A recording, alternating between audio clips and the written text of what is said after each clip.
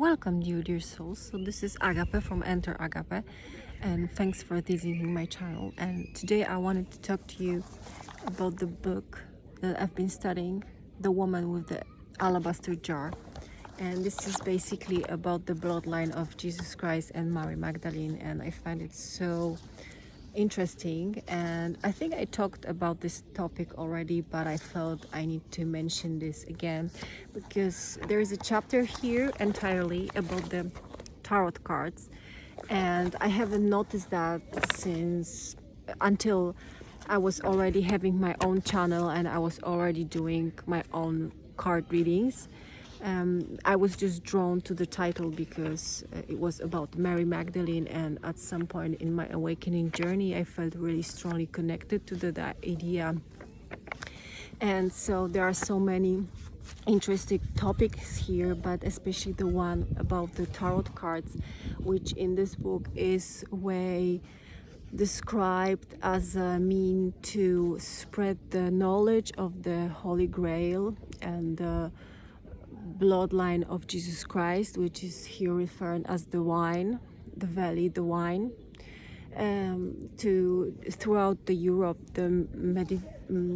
throughout the Europe in the medieval ages, because we know there were no internet then, no telephones, so they had to somehow bring this knowledge. And they are describing here the cards, and the cards originally were a little bit different, and each card had a very specific meaning.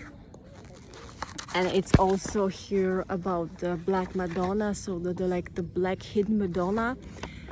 It's the concept where this story of Mary Magdalene, which was hidden, is therefore pictured as a Black Madonna, so something that is hidden, that is only known to those who know.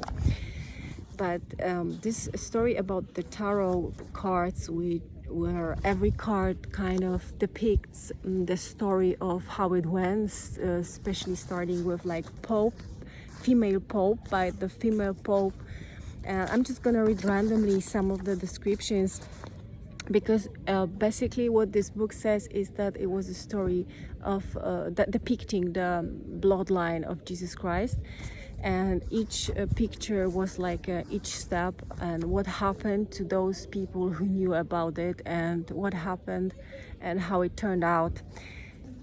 So like the first card, and I think the first card in the original deck was not the Fool, but there is a reference to the Fool, and it was called the Joker. So the book says, the Joker is also a fool for Christ, and this is a quote from Bible, 1 Corinthians 4:10. We are the fools for Christ. We hunger and we thirst. We are naked and buffeted, and we have not fixed a dope. We are revealed and we blessed, are persecuted and we bear with it. So this is like the original meaning of the first card. And then, for example, we have the card Empress, which was lost at some point. And it's also oh sorry, I wanted to say about the Pope, because the Pope originally was like the female Pope, and the Pope in the Church of Amor, because here the concept of Church of Amor is something about also the knowledge of the bloodline of Mary Magdalene, and people who knew about it and supported the idea and kind of supported the bloodline of Jesus, which was basically the bloodline of David from the Bible, called themselves the Church of Amor. And interesting enough, it's like when you read it backwards, it's Church of Rome, so it's like total opposition, because women were like the hierarchy there.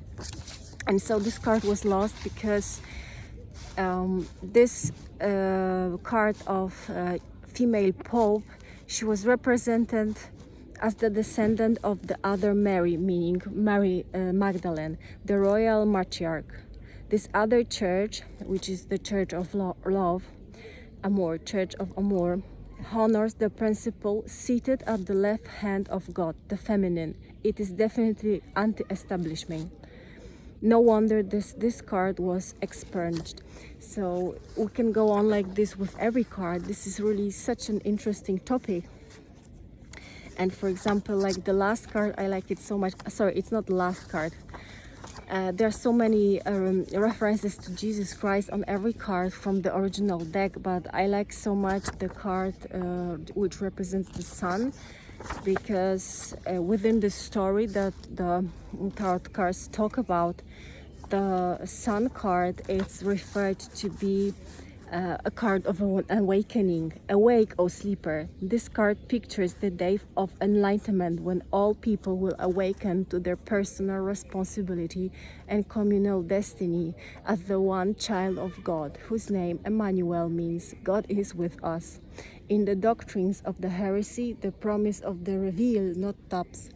This trump, like the tarot trumps themselves, are herald of the new day. And I like it so much because this is something the Course in Miracles talks about. So this is for me a very nice confirmation of how I intuitively turn into tarot cards. And I think when I was a small girl, I used to draw my own deck, like a little pocket deck.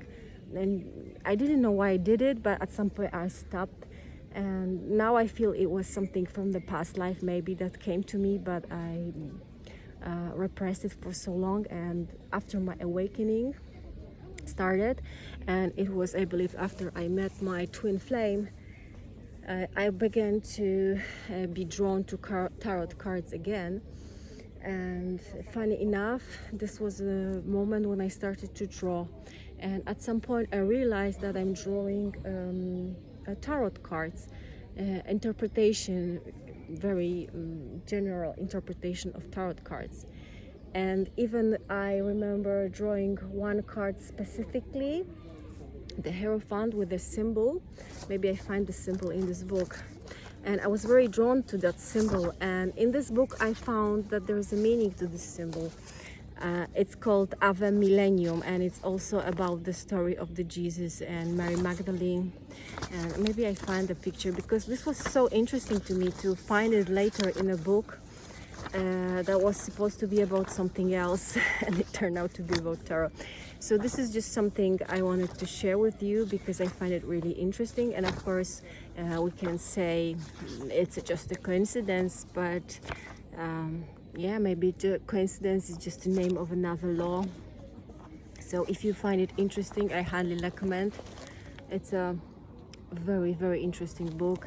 And if you're willing to learn more about this topic, I can read it out and I can refer in later videos. And thank you so much for visiting and watching,